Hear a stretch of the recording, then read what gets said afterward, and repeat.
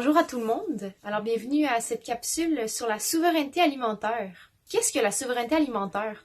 On en entend souvent parler ces derniers jours aux médias, surtout dans le contexte avec la COVID-19, la nécessité de sécurité alimentaire qu'on entend souvent parler.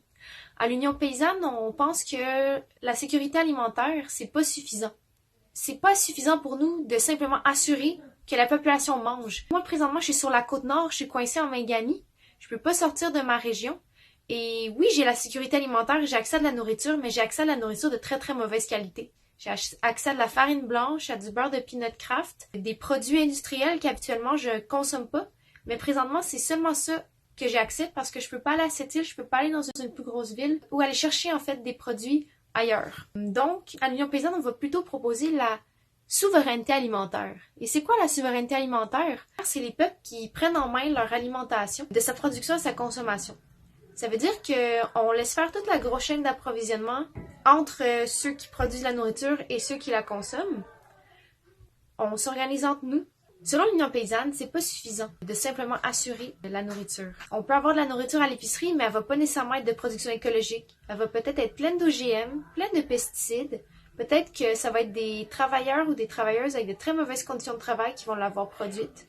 Elle est peut-être pas saine, c'est peut-être de la malbouffe, et elle est peut-être pas culturellement adaptée. On va plutôt proposer la souveraineté alimentaire comme réelle solution.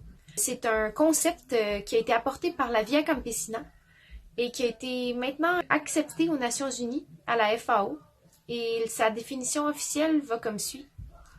C'est le droit des peuples à une nourriture saine et culturellement appropriée, produite par des méthodes écologiquement rationnelles et durables, ainsi que leur droit de définir leur propre système alimentaire et agricole.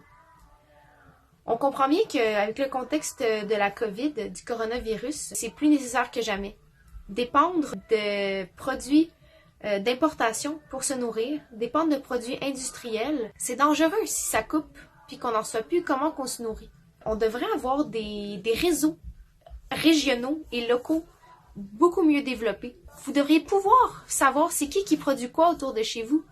Mais la réglementation, la législation en place présentement au Québec ne favorise pas ça.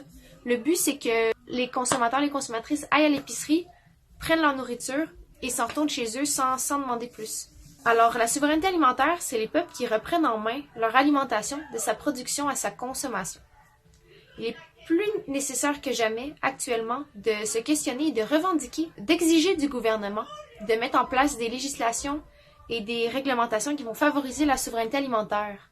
Parce qu'à l'heure actuelle, la paysannerie au Québec n'a pas vraiment le droit de produire de la nourriture de manière efficace, simple et qui leur permet d'avoir un bon niveau de vie pour pouvoir nourrir la population. La paysannerie a beaucoup de bâtons dans les roues pour pouvoir nourrir sa communauté et vaquer à ses occupations. Alors, plus que jamais, la souveraineté alimentaire, c'est vraiment important. Et il est temps de changer de paradigme. On ne demande pas la sécurité alimentaire, on exige la souveraineté alimentaire.